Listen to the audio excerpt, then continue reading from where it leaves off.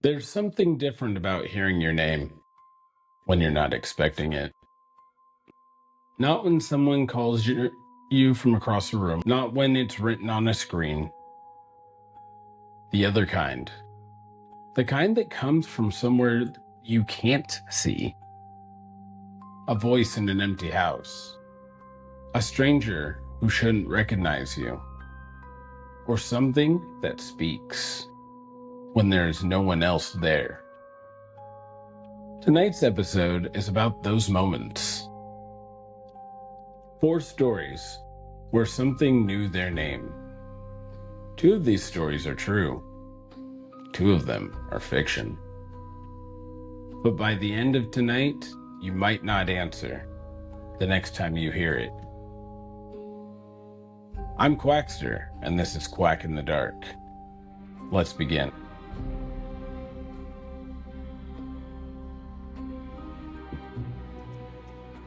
Story 1, The Voice Upstairs. Some houses feel different at night. Not haunted, not obviously unsettling, just aware. The kind of place where every sound feels like it means something. Our first story begins with a man staying alone in his house, and a voice that shouldn't have known his name. Caleb hadn't planned on staying there long. The house was temporary. A short-term rental while he worked a job out of town. It was cheaper than a hotel. Quieter too, at least. That's what he thought. The house sat alone at the end of a narrow road. No neighbors were nearby. No streetlights. Just a long driveway and a 2-story structure that looked older than it probably was. Inside it felt even older. The floors creaked. The walls seemed to carry a sound further than they should. And at night, the silence felt heavier. The first night was uneventful. Caleb unpacked just enough to get comfortable, kind of like living outside your suitcase. He ordered food, watched something on his phone, and fell asleep on the couch. Nothing strange. The second night, he heard footsteps, and at first he didn't even register them. Just a soft rhythm from upstairs. Back and forth, slow and consistent. Like someone was pacing above him. Caleb sat up and listened. The sound continued, measured and intentional. He checked his phone. No notifications and no background noise. Just the sound from above him. He stood now and walked towards the stairs. He paused at the bottom, listening. The footsteps stopped. He waited. Nothing, and silence again. Caleb shook his head. Old house. Wood must be settling. Temperature changes, it all made sense. He went back to bed. The third night, he woke up suddenly. No sound, no reason, just awake. The room felt colder. Not dramatically, just enough to notice. He stared at the ceiling, blinking slowly, letting his eyes adjust. Then he heard it. Not footsteps, not movement, but a voice. Soft and distant, but clear enough to understand. Caleb. He sat up immediately, heart jumping and listening. Then it was silent. He swallowed and ran through explanations in his head. Was it a dream? half asleep, a hallucination, or something outside. Then it came again. Closer. More defined. Caleb. This time it was unmistakable. It was coming from upstairs. Caleb grabbed his phone and turned on his flashlight. His hand trembled slightly. He stood and walked slowly toward the stairs again. Each step creaked louder than it should have, and the sound echoed through the house. At the top of the stairs, he stopped. The hallway stretched out in front of him, dark and still. Every door was open, every room visible, empty. He checked each one. Bathroom, then the bedroom. Closet, then nothing. No movement, no sound. No one there. Caleb exhaled slowly and turned to go back downstairs, and that's when he heard it. Right behind him, and it was close, too close. Don't go. Caleb didn't turn around and didn't check. He didn't hesitate. He ran. Down the stairs, out the front door, and didn't stop until he reached his car. He sat there for a long time, with the engine running, hands gripping the steering wheel, trying to slow his breathing. He never went back inside that night. The next morning, he returned for only a few minutes, just long enough to grab his things. Before he left, he checked one last thing. The windows and the doors. Every possible way someone could have entered. All of them were locked or sealed, and no signs of forced entry. No hidden doors, no attic access, and no crawl spaces. Nothing. Caleb never found out what spoke to him that night, but he was certain of one thing. The voice didn't come from outside the house. It came from inside. Story 2. The wrong number. Most people ignore calls from unknown numbers, and most of the time, that's the right choice. But sometimes, the worst thing you can do is answer. Lena was about to go to sleep when the phone buzzed. She glanced at it. Unknown number. She almost ignored it, but something made her hesitate, just long enough to answer. Hello? Silence. She frowned, pulled the phone slightly away from her ear to check the screen. It was still connected. Then a voice came through. Lena. Her stomach dropped. She sat up slowly. Heart started to race. Who is this? A pause. Then the voice again. This time it was calm and steady. Too calm. You shouldn't be alone tonight. Lena hung up immediately. Her heart was still pounding now. Her heart was pounding now. That wasn't a wrong number, and that wasn't random. Whoever it was knew her name. She locked her doors, checked her windows, and walked through each room. Nothing. Everything secure, everything normal. Her phone buzzed again. Same number, she didn't answer. The voicemail came through seconds later. She stared at it for a moment and then pressed play. Static. Then a voice. Closer this time, and deeper, almost like it was right next to her. "I can see you." Lena's entire body went cold. She turned slowly toward her living room. The curtains were closed, but the faint glow of a streetlight filtered through the edges. Something felt wrong. She stood and walked towards the window.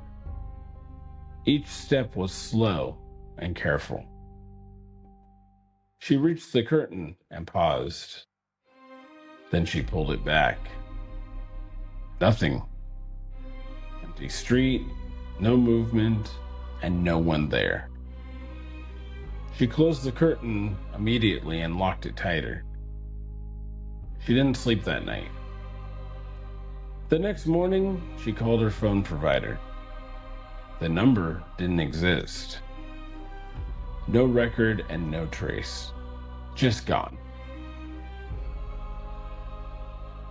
Lena never received another call, but she stopped answering unknown numbers after that night. Because sometimes it's better not to know what's on the other end.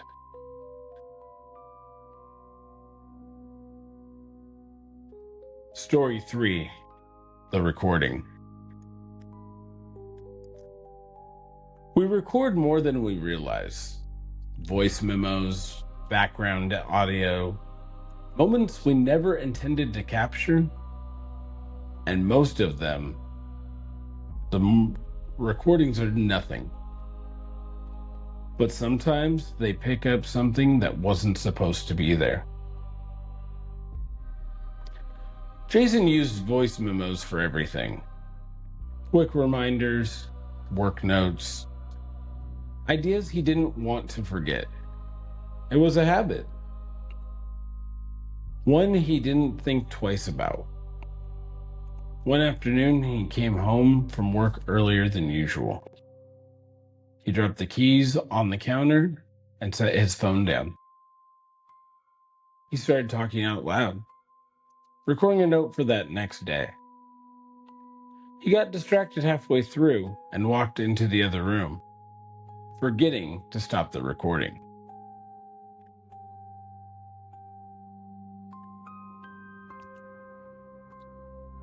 For nearly 2 hours, when Jason came back, he noticed it immediately. The red recording timer was still running. He laughed and stopped it, didn't think much of it. That night, he decided to listen back, just to see what he had recorded. At first, it was exactly what he expected, his voice. The sound of keys hitting the counter, footsteps moving through the apartment, and a door opening, then silence. Jason almost skipped ahead, but something made him keep listening. After about 20 minutes, the audio changed, and a faint sound. So quiet, it almost blended into the background. Then he heard movement. Jason leaned closer to the phone and turned up the phone volume. Not his. Slow and measured, moving across the floor. He frowned, rewound the audio, and played it again. Same sound. Then footsteps inside his apartment. Jason checked the timestamp. He hadn't been home. He kept listening. The footsteps continued, moving from the kitchen into the hallway. Then there was a pause, then something else. A voice, clear and close. "Jason." He froze. The phone felt heavier in his hand. He rewound it again and hit play. Same voice, same tone, saying his name. Jason looked around his apartment. Every room was quiet. Still, exactly how he left it. He kept listening. The recording continued, and then there was more movement. Drawers opening, a cabinet shifting. Something being set down. Then footsteps again, moving slowly and deliberately toward his bedroom. Jason stood up slowly. His breathing had changed now.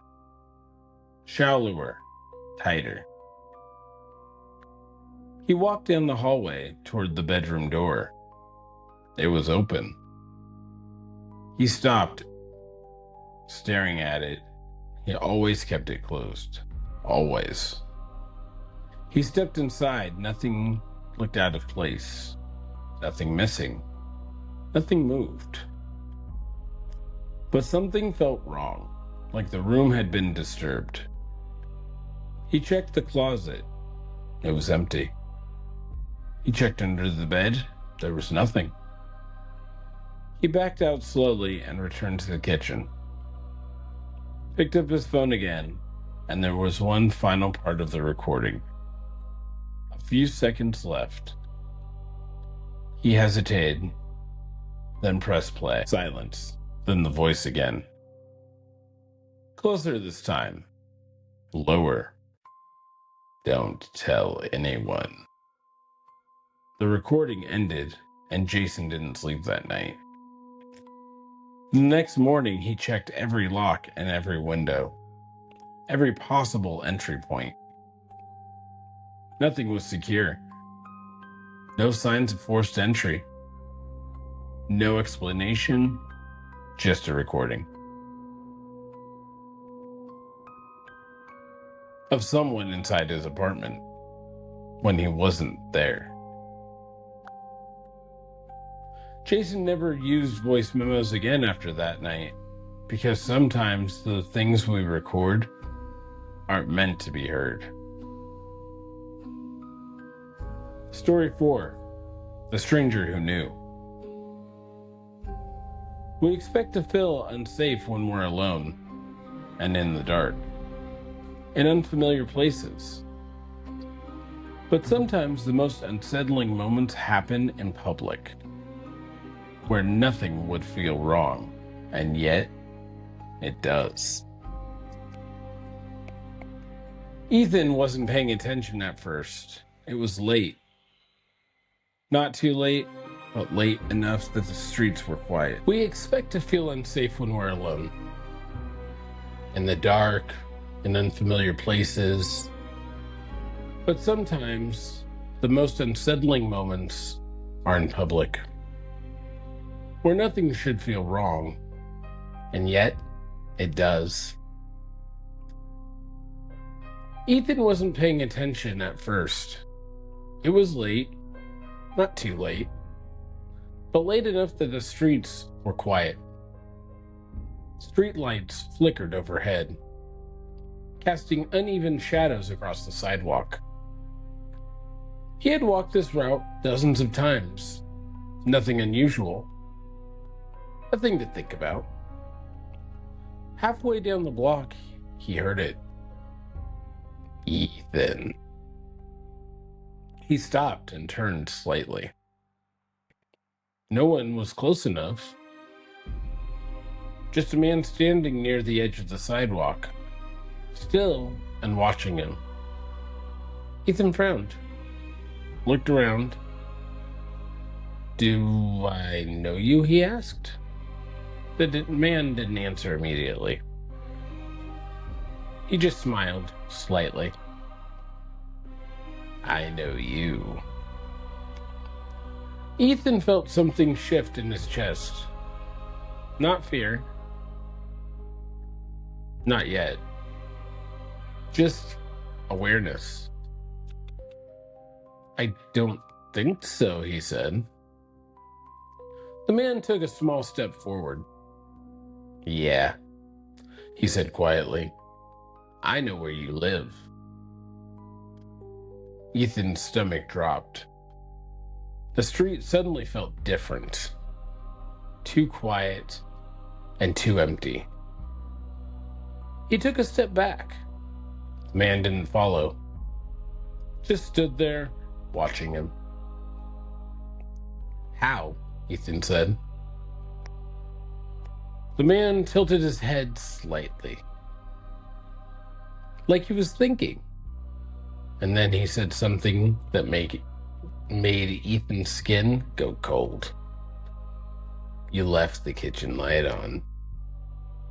Ethan's mind raced. That wasn't possible. No one could see his house from here. No one. "You shouldn't go back tonight," the man said. Ethan didn't respond.